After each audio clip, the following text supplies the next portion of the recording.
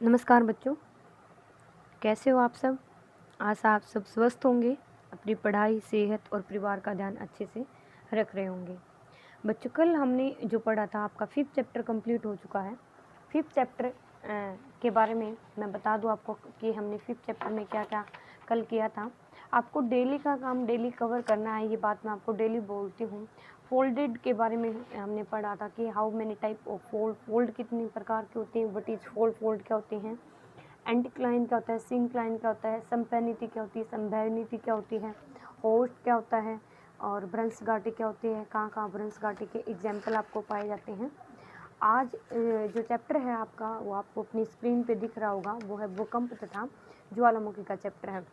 6th chapter है। Start करते हैं आज इसके बारे में। सबसे पहले डेफिनेशन देख लेते हैं कि डेफिनेशन क्या कहती है। मैं आपको एक नॉर्मल बता रही हूँ कि अर्थक्वेक किसे कहते हैं। अर्थक्वेक किसे कहते हैं? अर्थ का मतलब होगा भूमि और क्वेक का मतलब होगा कंपन। तो पृथ्वी का कंपन ही क्या कहलाता है? अर्थक्वेक कहलाता है। उसके बाद है कि पृथ्वी की जो आंतरिक हलचल होती हैं, उस आंतरिक हलचलों की वजह से जो पृथ्वी का कांप उठना या फिर पृथ्वी में जो संचरण पैदा होता है उसकी वजह से झटका आना आपका क्या कहलाता है? भूकंप कहलाता है। उसके बाद है जेबी मेसमिन थे जिन्होंने एक डेफिनेशन दी थी कि भूकंप धरातल के ऊपरी भाग की वह कंपन विधि है जो धरातल के ऊपर या नीचे लचीलेपन की वजह से, समस्थिति की वजह से, अव्यवस्था की वजह से आती है। तो अलग अलग डेफिनेशन दी है। कहीं पे है कि भी हमारी जो अर्थ है वो सियाल है, वो साइमा के ऊपर तैर रही है। एक minute, let me check. Okay,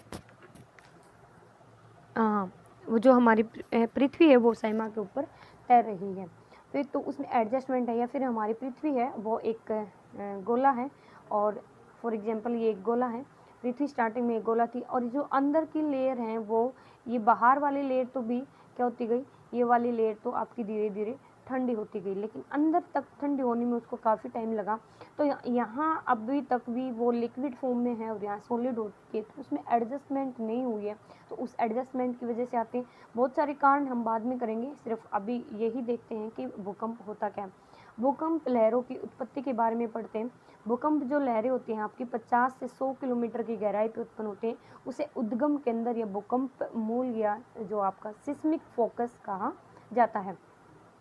उद्गम केंद्र से भूकंप की लहरें विभिन्न दिशाओं में प्रसारित होती हैं। फॉर एग्जाम्पल ये आपका सेंटर था और इस सेंटर से विभिन्न दिशाओं में ऐसे लहरें जाती हैं। तो ये जो आपका सेंटर है जहाँ से ये शुरू हुआ था, यहाँ से आपका क्या होता है? भूकंप केंद्र होता है। उसके बाद जो अधिक केंद्र होता है, एपिसेंटर क्या होता है? जैसे आपका भूकंप आया, उस भूकंप से अब यहाँ पे भूकंप का केंद्र था और केंद्र से जब चारों तरफ ये चली, तो यहाँ पे जाके जब सबसे पहले वो पृथ्वी पे पहुँचता है, पृथ्वी की जो सबसे पहले तरंगे होती है वो अधिक केंद्र उसको कहा जाता है। उसको रिकॉर्ड किया जाता है भूकंपीय तरंगों को। भूकंपीय तरंगों को जिस इंस्ट्रूमेंट से रिकॉर्ड किया जाता है उसको सिस्मोग्राफ या सिस्मोमीटर कहा जाता है। उसमें भूकंप की तीव्रता का माप किया जाता है। अंडाकार या वर्ताकार हो सकते हैं, या तो वो अंडाकार वे में चलेंगे या फिर आपकी वर्ताकार वे में चलेंगे। उसके बाद नेक्स्ट पेज है आपका, ये आपकी मर्केली स्केल है। मर्केली स्केल वो स्केल होती है जिसपे आपके अर्थक्वेक की मेजरमेंट की जाती है। ये मर्केली द्वारा बनाई गई थी जो भूकंप सिस्मोग्राफ, मर्केली स्केल नहीं, सॉरी, ये सिस्मोग्राफ है। सिस्मोग्राफ है जो उसको भूकंप लेखी कहते हैं। भूकंप लेखी का मतलब हो गया भूकंप को मापने का यंत्र, ठीक है। यहाँ पे जब आपके इसमें पता लगता है कि कितनी प्रकाश की किरणें यहाँ पे इसको रिकॉर्ड करता रहता है स्तंभ से। यहाँ पे एक जो मिरर लगा होता है, मिरर से जब प्रकाश आता है वो घूमता है, जिस स्पीड से घूमता है, एक इंस्ट्रूमेंट आपका यहाँ पे लगा होता है। यहाँ पे ये बताता है, यहाँ पे मिरर लगा हुआ है, यहाँ पे ये घूमता है गोल गोल, और यहाँ पे इसका इंस्ट्रूमेंट है ये जिसपे मेजर करता रहता है अप एंड डाउन, कितनी स्पीड की, कितनी इंटेंसिटी का अर्थक्वेक आया है। टाइप ऑफ वेव्स में हम पढ़ेंगे कि भूकंपीय तरंगे कितने प्रकार के होते हैं। वैसे जो भूकंपीय तरंगे हैं वो 3 प्रकार के होते हैं, प्राइमरी, सेकेंडरी और एल वेव्स। लेकिन अभी इनके बारे में थोड़ी और फर्दर स्टडी हुई है कि पी एस होता है, एस एस होता है। उसके बारे में मैंने आपको पहले भी क्लास में पढ़ाया कि कौन कौन सी वो भूकंपीय तरंगे होती हैं। जो पी वेव्स होती हैं, पी वेव्स को प्राइमरी वेव्स भी कहा जाता है भूकंपीय तरंगों को। और ये तरंगे जो स्पीड होती है उनकी 8 से 14 किलोमीटर पर सेकंड होती हैं। और ये तरंगे आपकी सॉलिड से, लिक्विड से और गैसेस से, तीनों फॉर्म से जा सकती हैं। और ये अणुओं के आगे पीछे, यहाँ पे दिखा रखे हैं ना, अणुओं के आगे पीछे ये चलती हैं। पी तरंगों के बाद आगे इसको ये पृथ्वी के कोर तक पहुँच पाती हैं। सेलों का घनत्व बदलने पर इनकी स्पीड भी आपकी बदल जाती है। उसके बाद है सेकेंडरी वेव्स या गौण तरंगे इनको कहा जाता है। जो सेकेंडरी वेव हैं वो सिर्फ सॉलिड से आपकी जा सकती हैं, बाकी में से क्रॉस अप नहीं कर सकती। आड़ी तरंगे कहा जाता है इनको, और ये समकोण पर चलती हैं। इनका जो वेग होता है 4 किलोमीटर पर सेकंड इनकी स्पीड होती है। इसके बाद है एल वेव्स, ठीक है। एल वेव्स जो होती हैं वो सबसे बाद में आती है। पहले प्राइमरी आती है, फिर सेकेंडरी आती है, फिर एल वेव्स आती हैं। एल वेव्स सबसे बाद आने के कारण ये है कि वो पूरा चक्कर लगा के आती हैं, और सबसे खतरनाक और घातक एल वेव्स को बोला जाता है। जितना भी डिस्ट्रक्शन होता है, जितना विनाश होता है, वो एल वेव्स की वजह से होता है। क्यों होता है एल वेव्स की वजह से? जैसे ही एल वेव्स आती हैं वो ऊपर धरातल पे आती हैं, और धरातलीय वेव्स भी उनको कहा जाता है, और बहुत खतरनाक होती हैं। जितना विनाश होता है उनकी वजह से। ये स्केल है जिससे मेजरमेंट किया जा रहा है, अर्थक्वेक मेजरमेंट स्केल है ये। उसके बाद है आपकी पी, एस और एल, तीनों वेव्स के बारे में हम पढ़ चुके हैं कि प्रथम विश्व युद्ध के बाद ये पी, एस, जी और ये तरंगे भी आई हैं, इनका भी मेजरमेंट किया गया। अब इनके बारे में फर्दर स्टडी किया जा रहा है। इंटेंसिटी ऑफ अर्थक्वेक का मतलब है कि किस स्पीड के साथ, किस इंटेंसिटी के साथ आया। यहाँ पे क्लियर नहीं है थोड़ा सा ये photo, sorry for that, but आपकी बुक में ये क्लियरली दे रखा होगा। ये आपका पेज नंबर है जो, एक मिनट, ये है आपका पेज नंबर 70, आप वहाँ पे देख सकते हैं। अब है कि जो इनका विनाश के आधार पर इसका पता लगाया जा सकता है। जितना ज़्यादा विनाश होगा, जितना ज़्यादा उससे तहस नहस होता है, उससे पता चलता है कि ये कितना डिस्ट्रक्शन के द्वारा हुआ है। जो रेसी फेरल थे, उन्होंने सबसे पहले 1883 में इस पैमाने का इजाद किया था। रेसी फेरल थे जिन्होंने इसका इजाद किया। उसके बाद एक शताब्दी तक ये मान्य हुआ, फिर माना गया कि भाई ये अवैज्ञानिक है, इसका माप निश्चित नहीं है, इसको वैज्ञानिक करने के लिए। उसके बाद आपकी गाइसेप मेर्केली थे, उसके बाद H.O. वुड थे, उसके बाद फ्रैंक न्यूमैन थे, जिन्होंने इसके बारे में पता लगाया। और इसकी 12 श्रेणियां बनाई गई, और वो 12 श्रेणियां गुणात्मक विधि थी कि पहले लेवल पे फर्स्ट, सेकंड, थर्ड ऐसे होता है। फर्स्ट पे 4 आया तो इस पे 16 आया, तो वो इसकी 4 गुना इंटेंसिटी उसकी बढ़ जाती है। और इसका जो अंदाज़ा लगाया जाता है, साक्षात्कार होते हैं, इंटरव्यूज़ होते हैं, इंटरव्यूज़ के बाद आपका लोगों की चिट्ठियाँ होती हैं, लोगों के रिव्यूज़ देखे जाते हैं कि क्या कुछ रहा, किस इंटेंसिटी के साथ ये भूकंप आया, उसके आधार पे। अगर तीव्रता देखें तो ये जो फर्स्ट और सेकंड का आता है, इनका सिर्फ पता उपकरणों से लगा सकते हो, आपको पता भी नहीं चलेगा भूकंप आया है नहीं। लेकिन थर्ड का आता तो आप घरों के अंदर आपको थोड़ा सा महसूस होगा, हाँ भी भूकंप जैसा हमें झटका महसूस हुआ है, भूकंप आया है। उसके बाद जो थर्ड और फोर्थ, उसमें ज़्यादातर हल्का फुल्का नुकसान होता है। उसके बाद फिफ्थ और सिक्स्थ है, सभी को महसूस होता है, लोग डर जाते हैं, चीज़ें इधर उधर हिलने डुलने लग जाते हैं, गिर जाते हैं, और महसूस होता है कि भूकंप आया है। ये एपिसेंटर मैंने दिखा रखा है, जैसे भूकंप केंद्र, भूकंपीय तरंगे और फॉल्ट कैसे होता है, किस दिशा में चलता है, अधिकेंद्र क्या होता है। भूकंपीय जो केंद्र है ये है, ठीक है, केंद्र ये है, अधिकेंद्र यहाँ पे जहाँ सबसे पहले पूछती है, इसको एपिसेंटर यहाँ पे मेजर किया जाता है, जहाँ पे क्रैक्स आते हैं, फॉल्ट हो जाते हैं, सिस्मिक वेव्स इनको कहा जाता है। नेक्स्ट आपका इसके बाद है भूकंपीय परिणाम। अभी मैंने आपको बताया था अभी मैंने आपको बताया था कि ये 6 और 7 लेवल की जब आती हैं तो सभी घरों से बाहर निकल जाती हैं, हानि मध्यम होती है। जब आपका 8 और 9 भारी नुकसान होता है, और सबसे ज़्यादा 9 के बाद आपका 11-12 जो तक होती है ये आपकी, इसमें पता लगता है कि आपको बहुत हाई लेवल का नुकसान, सत्यानाश जिसको आप बोल सकते हो, वो होता है। उसके बाद आपका मैग्नीट्यूड ऑफ अर्थक्वेक, आपको आवाज़ क्लियर आ रही है नहीं, देख लेना भाई। उसके बाद है magnitude of earthquake. Magnitude of earthquake में क्या है कि आपका भूकंप का परिणाम देखा जाता है कि भूकंप से जो ऊर्जा निर्मुक्त होती है उसके आधार पे एम्पलीट्यूड जो होता है आपका, ये मैं एक बार सेट कर लेती हूँ, मुझे लग रहा है अभी आपके पास आवाज़ नहीं आ रही है।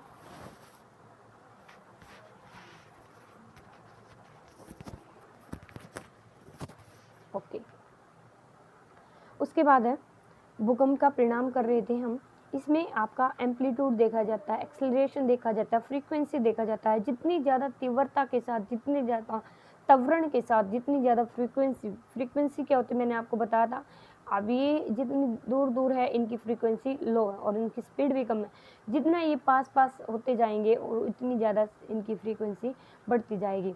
ये रिएक्टर एक भूगोलवेत्ता थे जिन्होंने ये रिएक्टर पैमाने का इजाद किया। फ्रांसीसी रिएक्टर आपको यहाँ लिखा हुआ भी दिख रहा था। 1935 में एक बेनो गुटेनबर्ग ने स्वयं रिएक्टर ने 1967 में एक अंतर्राष्ट्रीय कमेटी के द्वारा संशोधित करके इसका नए पैमाने का इजाद किया। इस पैमाने का कोई न्यूनतम या अधिकतम सीमा नहीं होती है। 2 स्तर या परिणाम वाला मानव भूकंप महसूस किया जाने वाला कमजोर भूकंप होता है। उसके बाद 8.6 रिएक्टर का जो होता है वो जो मापा जा सकता है। उसके बाद बहुत भयंकर होता है वो। उसके बाद होता है लघु गुणांक होता है पैमाना, जिसका प्रत्येक उच्च पूर्णांक, अभी मैंने बताया ना 10 गुना, जैसे आपका आता है 4 का आता है तो 4 वाले में कितने हो जाएगा, 4 वाले में आपका हो जाएगा 16, तो 16 वाले में फिर 16 गुना 4 16, तो ऐसे ही उसका 10 गुना एम्पलीट्यूड होता है। मान लिया 10 का आया तो अगला कितने का हो गया, 100 का आया, फिर अगला कितने का हो जाएगा, 1000 का आया, तो उससे 10 गुना मल्टीप्लाई होता जाता है ये रिएक्टर। और जो अंतिम 1000 गुने वाले का कितना हो जाएगा, करोड़ हो जाएगा।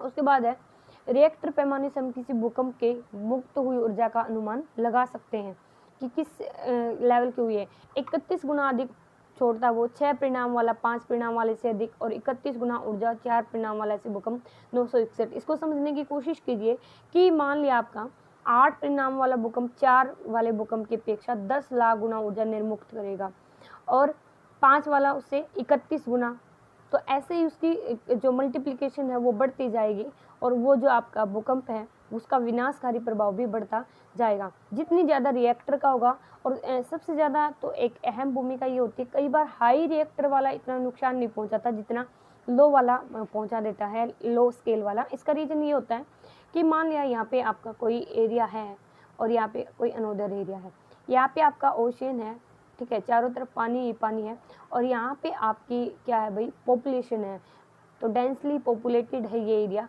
और यहाँ पे आपका 5 रिएक्टर का आता है, यहाँ पे 5 का आता है, और यहाँ पे 10 का आता है, ठीक है।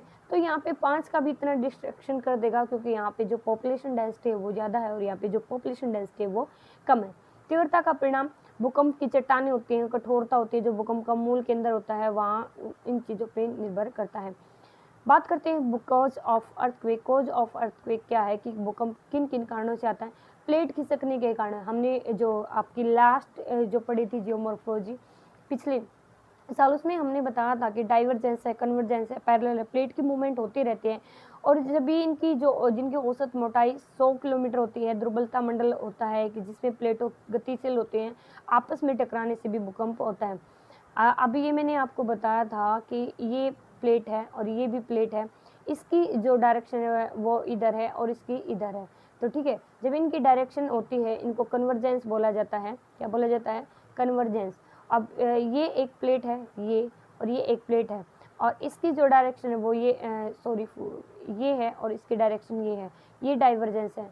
तो ये जब डाइवर्जेंस होंगी तो ये नुकसान कम करेंगे, और ये जब कन्वर्जेंस होंगी तो नुकसान ज़्यादा करेंगे।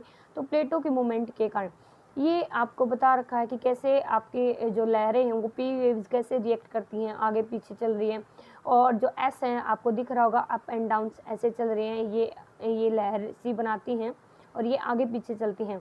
और उसके बाद एल वेव्स जो होती हैं, धरातले वेव, वो धरातल पे कैसा रिएक्ट कर रही हैं, वेव्स के बारे में, रिगोलिथ वेव के बारे में, इनके बारे में बता रखा है कि वेव ये सर्कुलेशन पाथ में चल रही हैं, ये अप एंड डाउन चल रही हैं, ये आगे पीछे चल रहे हैं, है ना, ये आगे पीछे हैं, ठीक है, ये अप एंड डाउन्स हैं, ये ऐसे लहरदार सी हैं, ये आपको ऐसे दिख रही होंगे। उसके बाद एक मिनट, ये है ज्वालामुखी क्रिया। जो आपकी अर्थक्वेक है वहाँ रेडियो एक्टिव पदार्थों की वजह से जो भी चट्टानें अंदर होती हैं उनमें क्या होता है, हाई टेम्परेचर की वजह से मेल्टेड हो जाती हैं, और जब लावा बहुत फोर्स के साथ बाहर निकलता है, जब मान लिया कोई प्लेट है, फॉर एग्जाम्पल ये कोई प्लेट है और यहाँ से आपका जो वोल्केनो वो निकल रहा है और यहाँ पे जो प्लेट है वो हार्ड रॉक्स की बनी हुई है, तो बड़ी फोर्स के साथ जब ये आता है तो धड़ाम से चट्टान टूटती है और आपका अर्थक्वेक आपको अनुभव होता है। भूपटल का संकुचन मैंने पहले ही बता दिया था कि ये आपकी अर्थ है, ये आपकी धीरे धीरे ठंडी हो रही है, अंदर बाहर वाली जल्दी ठंडी होगी और ये with the passage of time लगाएगी, एडजस्टमेंट नहीं हो पाती है।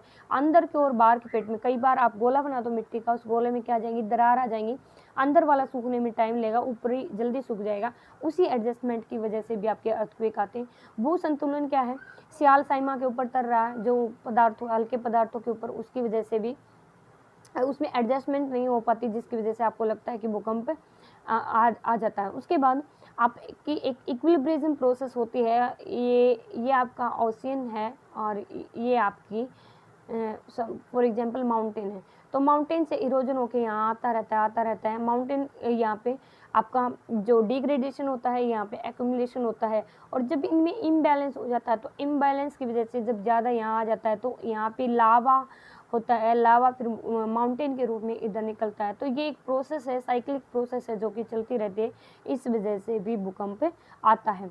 इलास्टिक रिबाउंड क्या है, इलास्टिक रिबाउंड थ्योरी एक एच.एफ. रीड के द्वारा दी गई थी। चट्टानें हैं जो रबड़ की तरह बिहेव करती हैं, एक उनकी कैपेसिटी होती है, उस कैपेसिटी से ज़्यादा वो तनाव को झेल नहीं कर सकती। फॉर एग्जांपल आप रबड़ को लीजिए, दोनों तरफ से उसको खींचिए, खींचने के बाद क्या होता है कि एक उसकी लिमिट होती है, उसके बाद वो टूट जाएगा।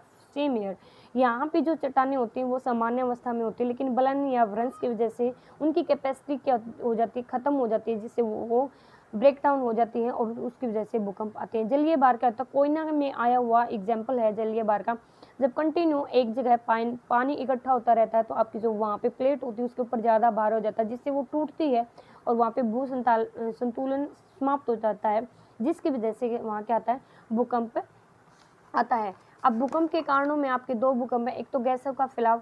जब भूकंप जो आपका होता है, ऊंची समुद्री जल के उबलने से गैसों की उत्पत्ति होती है, जिससे गैसें गर्म होकर फैलती हैं और चट्टानें क्या है, उस पर दबाव आ जाता है और उस दबाव की वजह से आपके भूकंप आते हैं। एक अन्य कारण भी होते हैं, छतों के गिरने से या फिर आपके चूना वाली जो खाने हैं उनके गिर जाने से, या बम का परीक्षण करने से, या फिर कोई आपकी रेल के चलने की वजह से, बहुत सारे छोटे मोटे एग्जाम्पल हो सकते हैं, या लैंडस्लाइड होने की वजह से जहाँ से भूकंप आ सकते हैं। ये आपका इतना कंप्लीट हुआ। कल हम क्लासिफिकेशन ऑफ अर्थक्वेक के बारे में पढ़ेंगे। आपको अच्छे से डेली का काम डेली करना है भाई, और ये पढ़ लेना है। Okay, thank you very much. जय हिंद, जय भारत।